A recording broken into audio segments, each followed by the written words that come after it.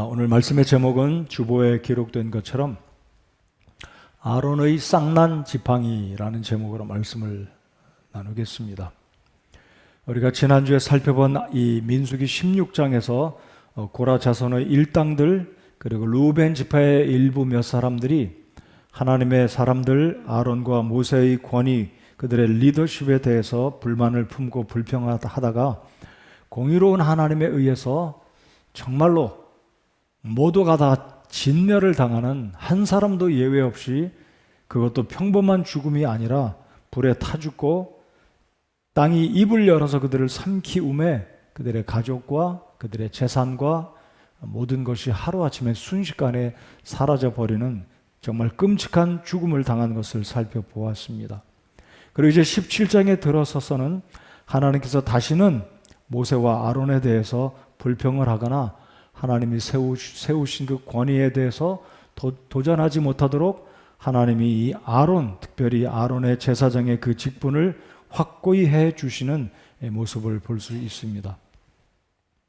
그래서 이 17장을 통해서는 하나님이 기뻐하시는 것, 하나님이 원하시는 것은 하나님이 세운 지도자들이 완벽하고 실수가 없고 온전한 사람이라서 하나님이 그들을 존중하라는 것이 아니고 그들을 세운 분이 하나님이시기 때문에 하나님은 하나님의 권위 자체를 보호받고 인정받기를 원하십니다.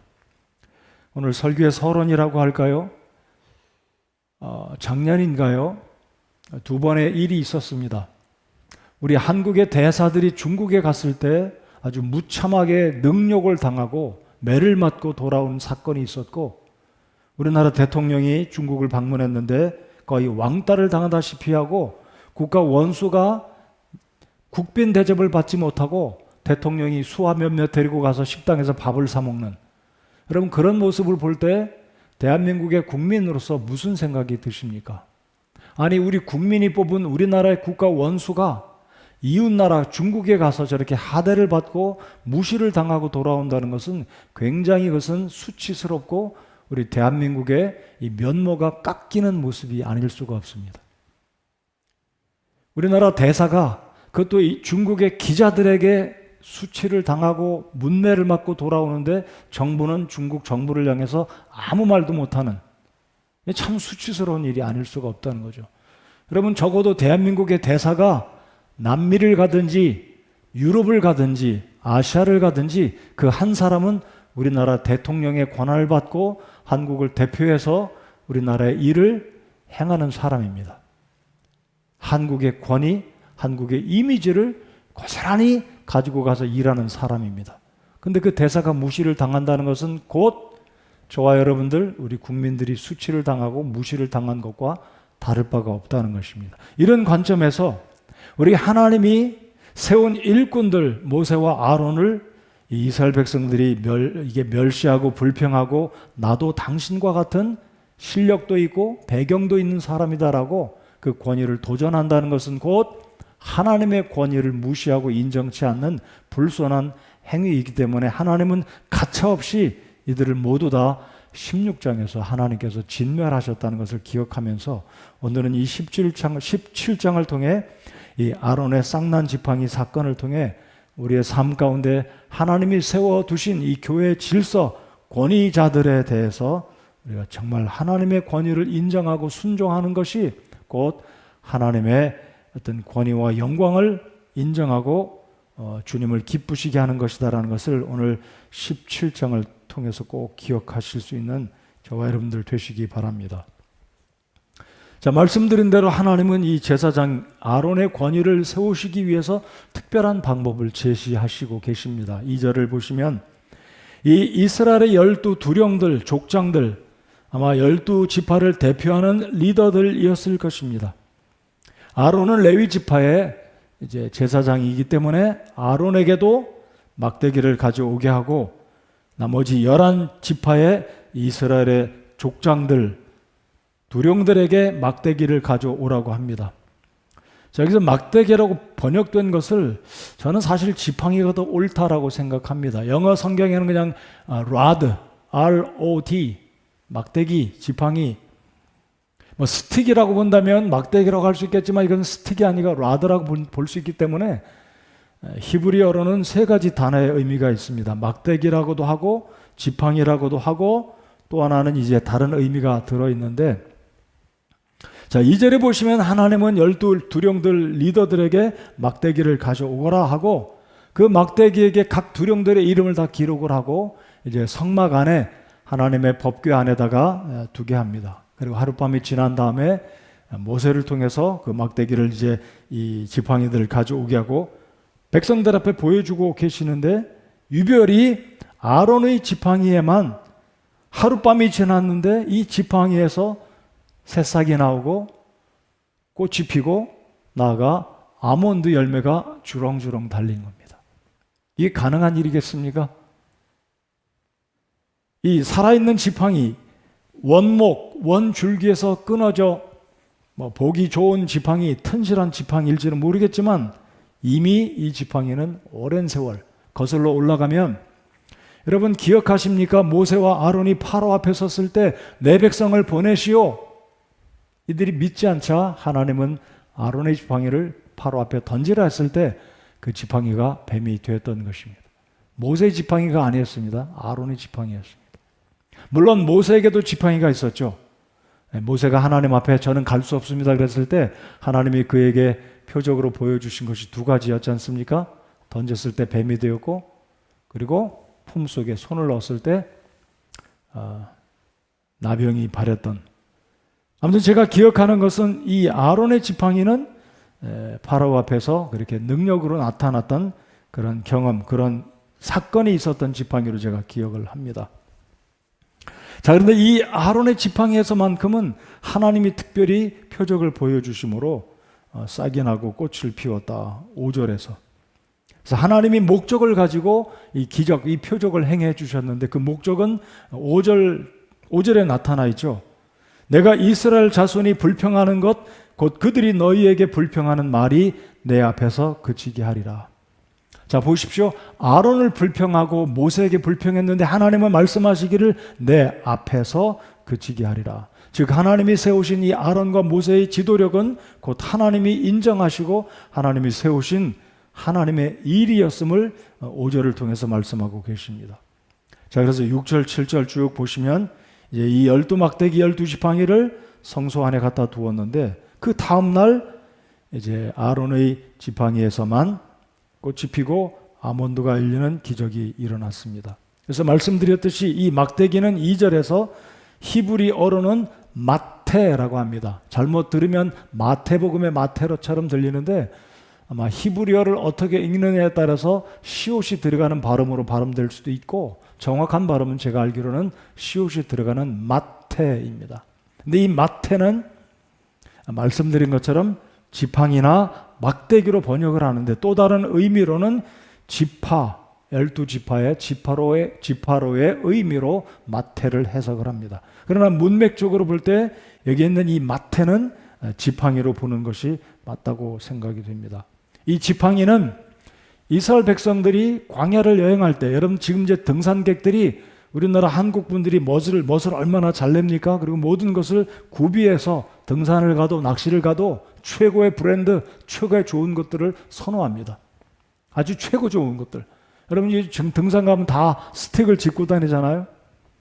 이 이스라엘 백성들은 광야를 여행할 때 이 지팡이를 잡아야 뱀도 물리칠 수 있고 맹수들을 물리칠 수 있고 그 먼 거리 여정에 피곤을 풀어주는 지팡이를 짚기 때문에 이것은 그냥 마른 막대기가 아니라 지팡이로 보는 것이 합당하다라는 것입니다.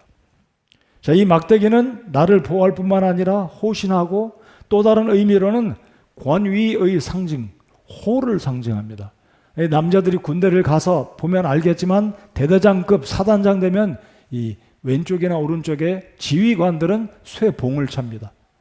대대장, 연대장들은 하얀색, 그다음에 사단장, 군단장, 대장쯤으로 올라가면 금박으로 입힌 거기에다 끝에는 술이 달린 이런 지휘봉을 들고 다니지 않습니까? 그래서 지휘봉은 권위를 상징합니다.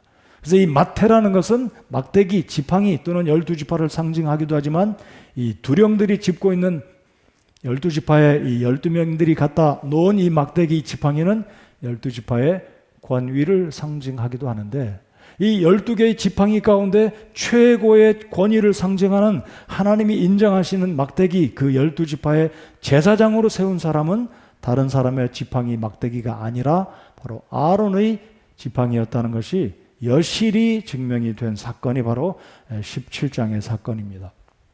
자, 3절을 보시면 레위의 막대기에는 아론의 이름을 쓸지니, 레위는 아론의 조상이지 않습니까?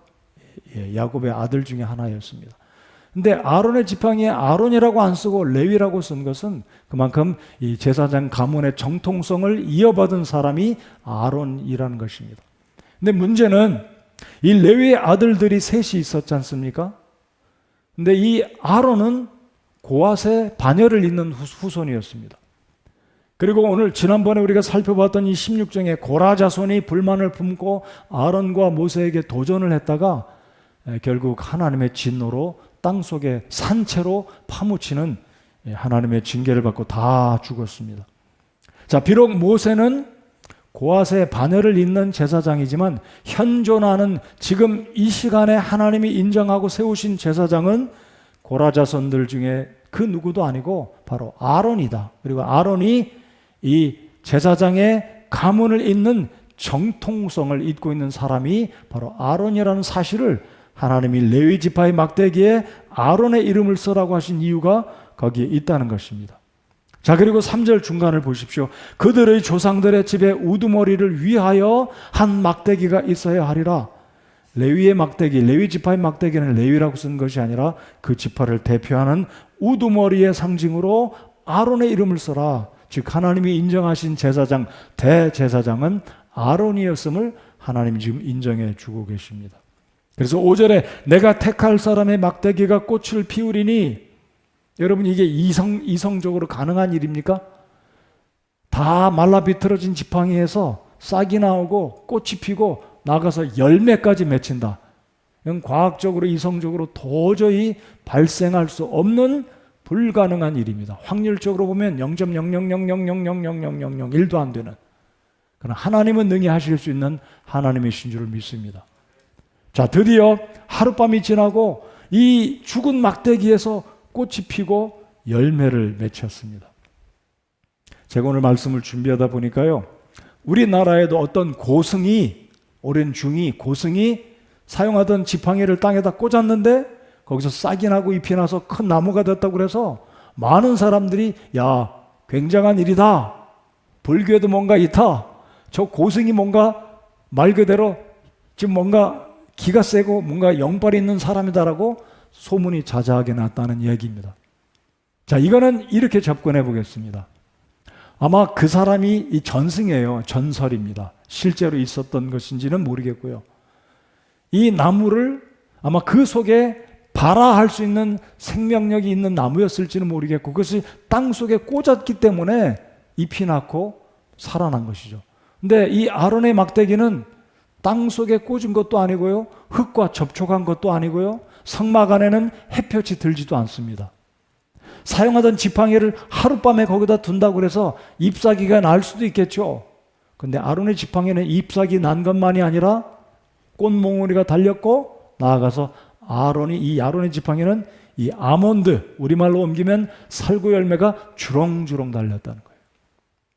그리고 이 살구나무에 달린 이 아론의 지팡이에는 이게 하루 이틀 달려있다가 시들어 없어진 게 아니고 이스라엘이 광야를 여정하는 동안 성막 그 법궤 안에 아론의 쌍난 지팡이를 계속 보관하고 다녔다는 거죠.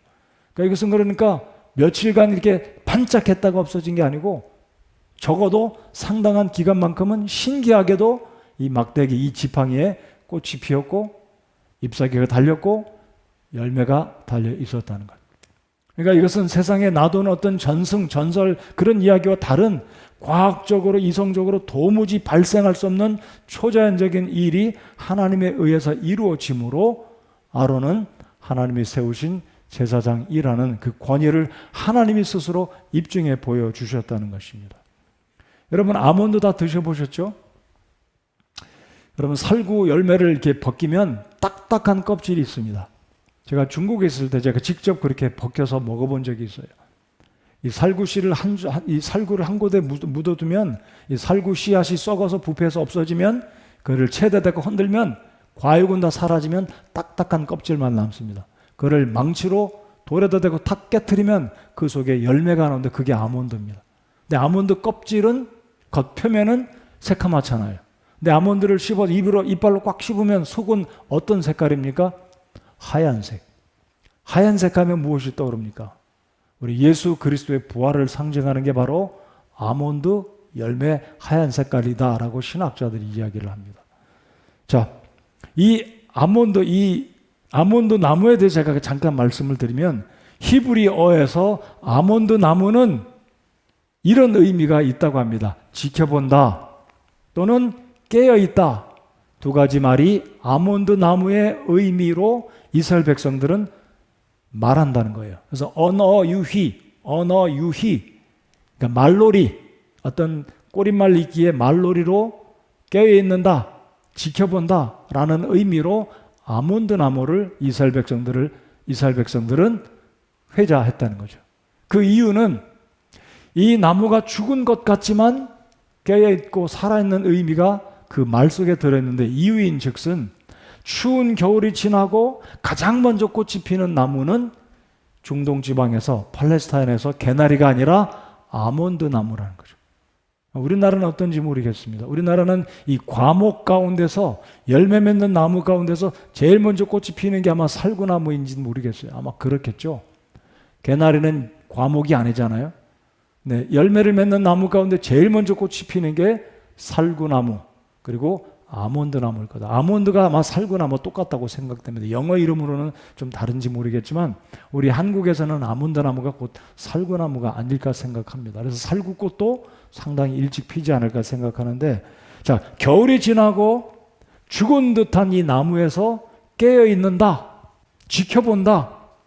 바로 이것은 예수 그리스도께서 우리를 위해서 죽으셨다가 무덤에 묻히셨지만 다시 살아나신다.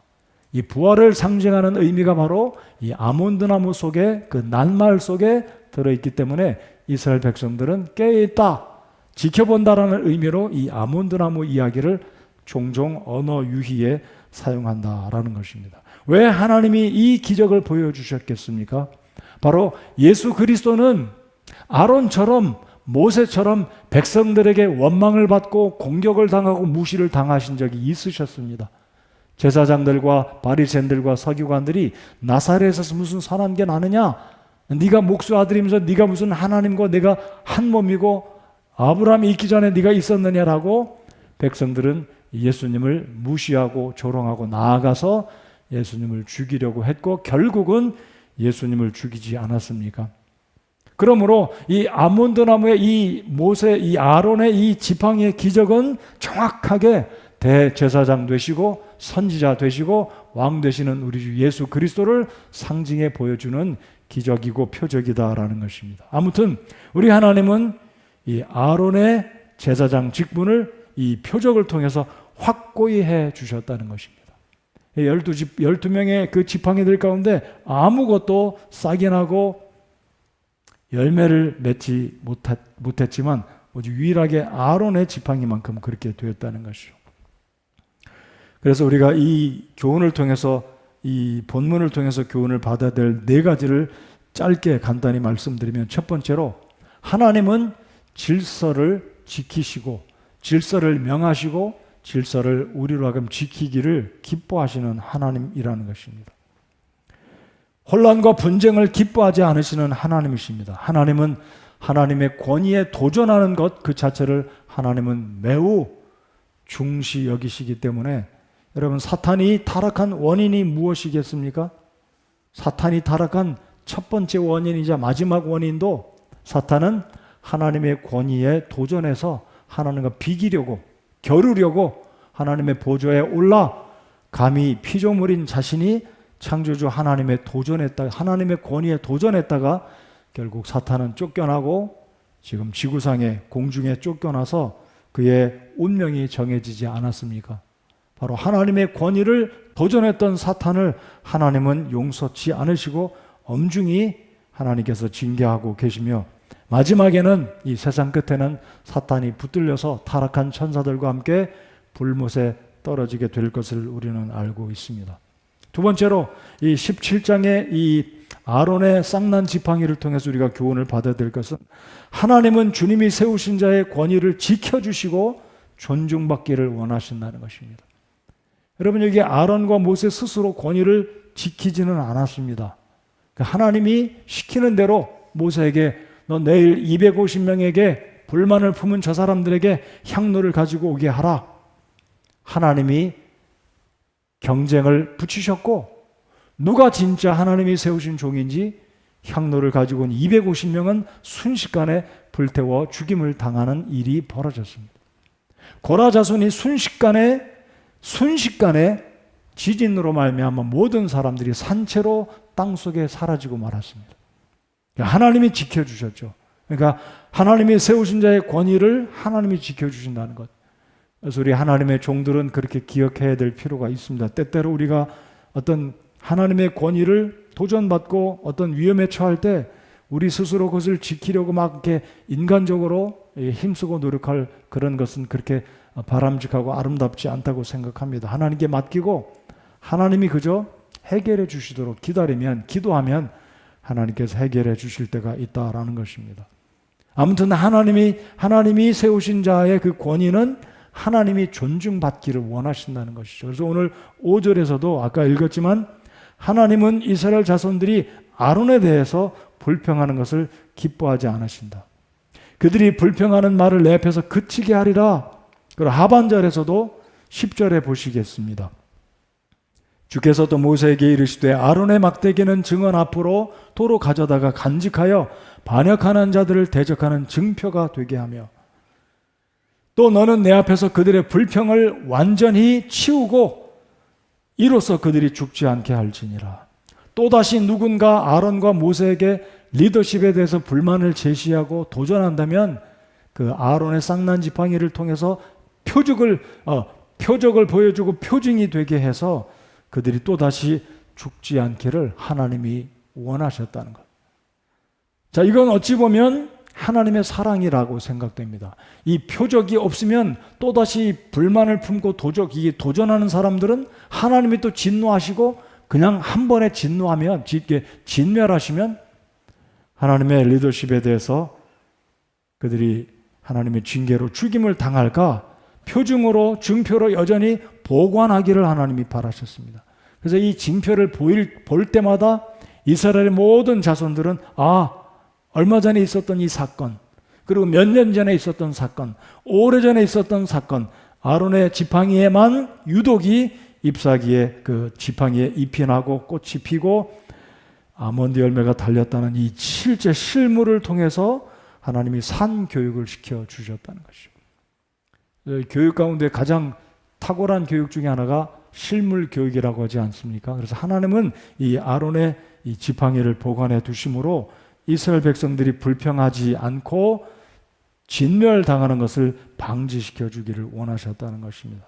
세 번째로 하나님은 생명의 주관자이시다. 그래서 17장을 통해서 우리가 알아둘 것은 이 죽은 이 막대기 이 지팡이에서 새싹이 돋고 꽃이 피고 아몬드가 주렁주렁 달렸다는 것은 하나님은 생명의 주관자가 되시는 전지전능하신 분이라는 사실을 이 표징을 통해 이 사건을 통해서 보여주고 계시다는 것입니다. 그래서 아까도 말씀드렸듯이 하나님만이 예수 그리스도를 십자가 달려 우리의 죄를 대속하게 하시고 죽으셨지만 예수님을 부활하게 하는 성령 하나님이 예수 그리스도의 부활을 도우셨다고 성경은 말씀하고 있는데 바로 하나님은 우리의 삶에 생명이 되시는 주님이심을 이 본 사건이 우리에게 교훈해 주고 계시다는 것입니다. 그래서 우리의 사람의 살고 죽는 것 하나님께 달려있을 뿐만 아니라 우리의 삶의 생명은 하나님께로부터 말미암았다는 것을 우리가 꼭 기억하시기 바랍니다.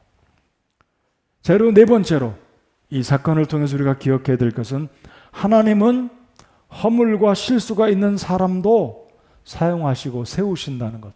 여러분, 우리가 오해하지 말아야 될 것은 하나님의 사람들은 완벽하다. 그들은 실수가 없는 사람들이다. 아닙니다. 다 실수가 있습니다. 여러분, 아론이 실수가 없었습니까? 모세가 실수가 없었습니까? 여러분, 이제 20장에 가면 20장을 잠깐 열어보시기 바랍니다. 가데스에서 모세가 실수함, 모세의 실수 사건이 20장에 기록되어 있습니다. 자, 그러면 아론의 실수는 적어도 두 가지가 있습니다. 여러분 기억하십니까? 아론의 실수는 첫 번째로 출애굽 과정에서 이 모세가 하나님의 십계명을 받고자 시내산 꼭대기에 올라갔을 때 시간이 지체되자 밑에 있는 이 산자락 밑에 있던 이스라엘 백성들은 우리를 인도하던 모세가 어디 갔느냐? 산 꼭대기에 가서 죽었는지 행방불명이다. 우리를 인도할 신을 우리가 만들자. 그래서 우리가 그 신을 통해 인도함을 받자. 그래서 다 금가락지를 뽑고 금귀걸이를 뽑아서 녹여서 황금 송아지를 만드는데 그 일에 누가 동참했습니까? 아론이었습니다. 자, 백성들이 여기저기서 막 불만이 터져 나옵니다. 그랬더니 아론이 너희들 황금 가져와라. 그래서 녹여서 황금 송아지를 만들고 이 송아지가 우리를 인도할 신이다라고 공포한 사람이 바로 아론이었습니다. 여러분 믿겨지십니까? 여러분, 아론은 모세와 더불어 파로 앞에 서서 내 백성 보내라라고 당당하게 외쳤던 사람이었습니다. 비록 자기 동생이 하나님이 세운 종이긴 했지만 아론 또한 이스라엘 백성들을 인도하는 책임을 진 지도자 중에 한 사람이었습니다. 어찌 보면 the second man, 모세 다음에 리더십을 발휘했던 사람이 아론이었습니다. 그런데 이 아론이 믿겨지지 않을 정도로 황금을 녹여서 송아지를 만들고 이 신이 우리를 인도할 것이다. 이런 죄를 저질렀습니다. 근데 하나님은 아론을 진멸하지 않으셨습니다. 두 번째, 아론의 죄는 무슨 죄입니까? 12장에 보면, 민수기 12장에 보면 아론과 그의 여동생 미리암이 모세를 향해서 리더십에 대해서 불만을 품고 너만 리더냐? 형과 누나인 나도 하나님의 일을 감당하는 리더다 라고 모세와 리더십에 대한 컨플릭션이 발생합니다. 그러나 하나님이 개입하시고 이 문제도 해결해 주십니다. 여러분 보십시오. 이 아론은 똑똑해서 실력자라서 허물이 없어서 완벽한 사람이라서 하나님이 리더십 포지션에 세운 사람이 아니었습니다. 그러니까 리더들도 얼마든지 실수와 허물과 부족함이 있다라는 것입니다. 저도 그렇습니다. 하나님의 일을 하는 사람들도 어찌 보면 성도들보다 더 많은 실수와 허물과 잘못된 부분들이 있을 수 있다는 거죠. 근데 중요한 것은 하나님이 세운 리더들은 부족함이 있다 없다, 실력이 다른 사람에 비해서 월등하다 부족하다 이것이 아니라는 것. 하나님 스스로가 그 사람을 지명하여서 하나님의 일을 감당하도록 교회의 사역을 이끌어가도록 세운 리더이기 때문에 그 리더를 존중하기를 하나님이 원하신다는 것입니다. 그러니까 이 아론이 똑똑해서나 허물이 없어서 완벽해서가 아니었다는 거죠. 믿음이 출중해서가 아니었다는 거죠. 아마 옛날에 어떤 성도들은 생각하기를 목사님은 식사하시면 저 뒷간에도 안 갔다 오는 줄 알았다고 그렇게 생각하는 분이 계신지 모르겠어요. 그렇게까지는 인식 안 했겠지만 설마.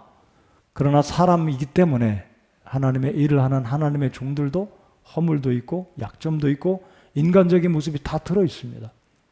그럼에도 불구하고 우리가 하나님의 사람들을 그들의 권위를 인정해야 되는 이유는 하나님이 세운 사람이기 때문에, 하나님이 그를 세웠기 때문에, 하나님이 인정해 주셨기 때문에 그 인정 자체를 우리가 존중해야 되는 것이 성경적이라는 것입니다. 그리고 우리가 12장을 통해서 보아서 알 수 있듯이 그 이후에 여러분이 모세가 다른 여인을 취해서 아내로 삼고 재혼을 했는데 그 여인이 흑인이었다고 그러잖아요. 구스 여인이기 때문에. 근데 하나님은 그 일에 대해서 이방 여인을 아내로 취한 것에 대해서 하나님은 묵묵무답이셨습니다. 책망하지 않으셨습니다. 그러므로 오늘 17장을 통해서 우리가 교훈을 받아야 될 것은 하나님의 사람들이 완벽하고 실력이 뛰어나고 영적으로 뛰어나고 탁월하기 때문에 존중하라는 게 아니라, 그렇다면 우리가 거기에 존중한다면 그분들의 영성이 좀 비교해 봤을 때 나보다도 부족하면 무시해도 된다는 논리가 아닙니까? 그것이 아니라는 거죠. 그분의 영성, 그분의 실력 다 물어나고 하나님의 종들은 하나님이 세웠기 때문에 우리가 존중하고 그분의 권위를 인정하는 것이 성경적이라는 것입니다. 믿으십니까? 그래서 이런 자세로 우리가 하나님의 종들을 인정하고 그들의 권위에 따라서 순종할 때 하나님이 기뻐하시고 교회가 질서 있게 되어지고 하나님의 일들이 정말 아름답게 이루어질 수 있다는 것입니다. 바로 이것이 오늘 17장에서 하나님께서 이 사건을 통해서 우리에게 보여주시는 교훈들이다라는 것을 꼭 기억하시기 바랍니다. 이제 마지막으로 보시면, 자, 이 표징의 모습을 이 이스라엘 백성들 앞에 다 보여주고 모세가 하나님의 명령을 전달했습니다. 11절 다 같이 한번 읽겠습니다. 11절 시작. 모세가 그와 같이 행하되 주께서 자기에게 명령하신 대로 그가 행하였더라. 표징의 이야기, 이 사건들을 다 이야기해주고 하나님의 메시지를 전달했습니다. 불평하지 말고 이 아론의 지팡이를 성막 안에 보관함으로 또다시 불평하는 사람이 있으면 이 표징을 제시하고 하나님의 진노를 입어 죽지 않도록 하라. 다 준행했습니다. 자, 그러자 이제 마지막에 12절 13절에 보면 이스라엘 백성들이 이렇게 반응을 합니다. 12절 이스라엘 자손이 모세에게 말하여 이르되 보소서 우리가 죽나이다 망하나이다 다 망하나이다. 3번씩이나 죽는다 망한다 망할 것이다. 두려워 떨고 있습니다. 자, 이들은 기억합니다. 무슨 사건이요?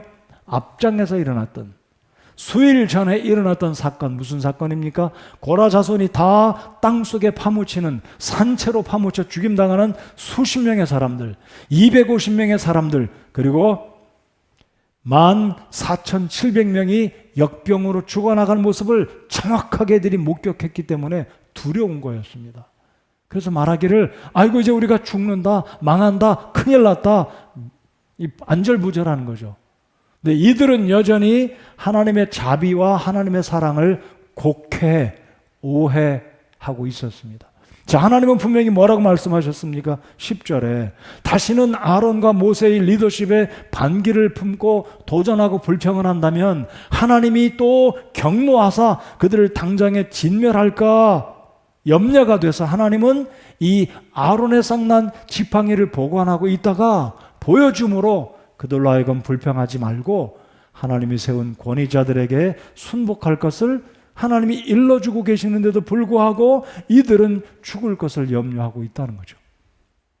온 세상은 여전히 지금도 하나님은 자비하신 하나님이 아니다, 저분은 진멸하시는, 진노하시는 아주 무서운 심판의 주다라고 착각하고 있을 수 있다는 것을 본문이 우리에게 말씀하고 있습니다. 여러분, 하나님이 이 아론의 쌍난 지팡이를 보여주시고 예비하시고 간직하라고 한 목적이 무엇입니까?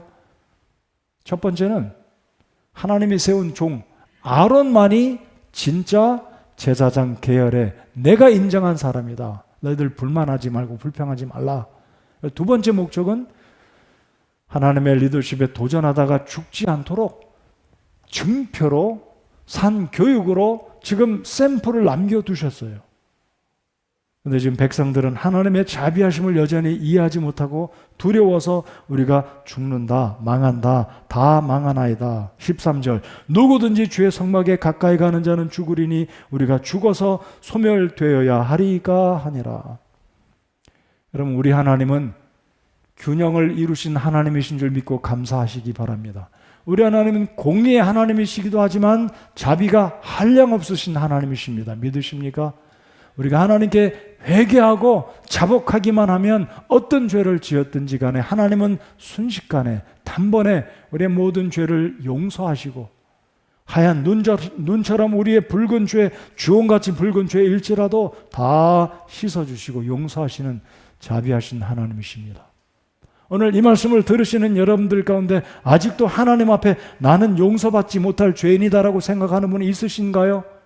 아닙니다. 하나님은 어떤 죄일지라도 어느 누구일지라도 하나님 앞에 나와서 회개하고 이 아론의 쌍난 지팡이를 상징하는 우리의 대제사장이시고 우리의 선지자 되시고 우리의 참된 왕이신 예수 그리스도 부활의 예수님을 나의 생명의 주님으로 영접하기만 한다면 그 어떤 죄일지라도 단번에 영원히 용서하시는 분이 우리 하나님 아버지의 사랑인 줄 믿으시기 바랍니다. 하나님을 오해하지 않기 바랍니다. 하나님은 죄인은 멸하시지만 그 죄인이 회개하고 우리 주님 앞에 나오기만 하면 우리 하나님은 오늘 이 시간이라도 여러분을 단번에 영원히 용서하시고 하나님의 자녀 삼아 주실 것입니다. 오늘 말씀을 마무리 짓겠습니다. 하나님이 세운 이 권위 인정하시면서 하나님의 일을 이루어가는 우리 교회 사역에서 하나님이 세우신 질서에 순응하며 순종할 때 하나님은 우리를 축복하실 것입니다. 그러나 하나님의 권위에 도전하고 불만을 품고 불평을 하면 하나님이 기뻐하지 않으신다는 사실.